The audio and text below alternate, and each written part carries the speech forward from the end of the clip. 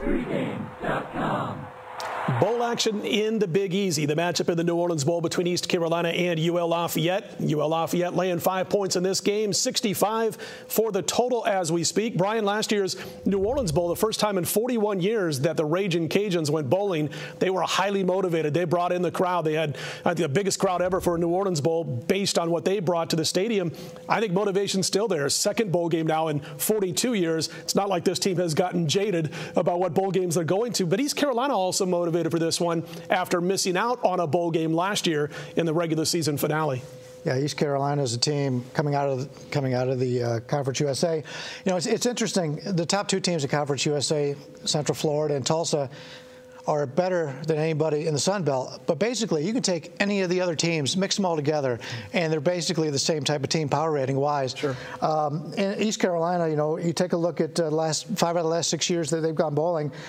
They've lost outright 4 of those 5 games. They have not done well in the bowl games. And yeah, I'm a big proponent of turnovers. And East Carolina this season, in 4 games where they didn't win the turnover battle, they didn't cover any of those games. So I like to back a team who is able to cover when they don't get some breaks. That hasn't happened with East Carolina. Marco, last year's New Orleans Bowl, very exciting. I remember watching the game and had UL Lafayette in the contest knowing they were going to be pumped for that bowl game. They beat San Diego State 32-30. Very exciting contest. This one looks like a shootout on paper. You've got UL Lafayette, who's won 4 of their last 5 games, scoring almost 40 points per game in those 4 wins. East Carolina averaged over 42 points per game in their last 6 games. Neither defense gives me a lot of confidence that there's going to be a whole lot of stops here, unless, like Bryan mentioned, there's a few turnovers along the way. Yeah, I don't know which way Bryan's going, but, you know, when you look at this game, you know, I'm looking at the over in this game because they don't play defenses, and you talked about what the teams are scoring. But East Carolina, their last 5 games, total points average between the two teams have been 82 points. You know, these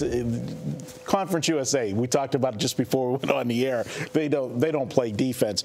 I look at Louisiana Lafayette, and in the last video I said about teams that don't get to travel somewhere that I don't think it's not exciting to them. Sure. But like you said at the beginning, I think there's an exception with Louisiana Lafayette because this is a team that doesn't go to bowls that often, and to be playing, you know, in front of their home crowd, you know, the state and everything. Last year definitely was an electric scene, and I think it will be again this year. And they come into the bowls rolling. They won 4 of their last 5. Their only loss down the stretch was to Florida as a 27-point underdog. It was a good game. They only lost by 7 points. So, I mean, this is a team that doesn't go bowling. They're rolling into the bowls as hot as you can roll in.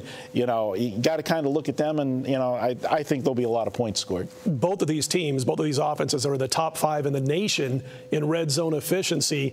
You can tell where I'm leading. This one's your free pick.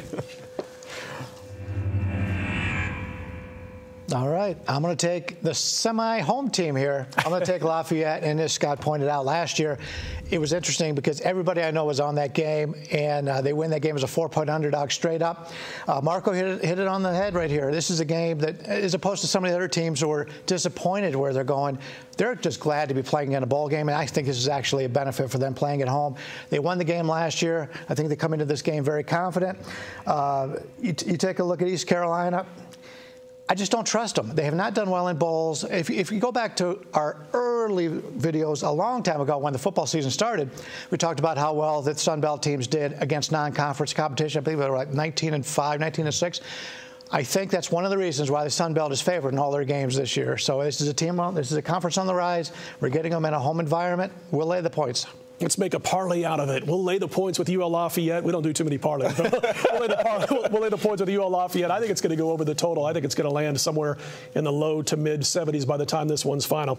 When we come back, it's off to the NFL. Week 16, the battle between Cincinnati and Pittsburgh. I've got a free pick on that one. Stick around right here at pregame.tv.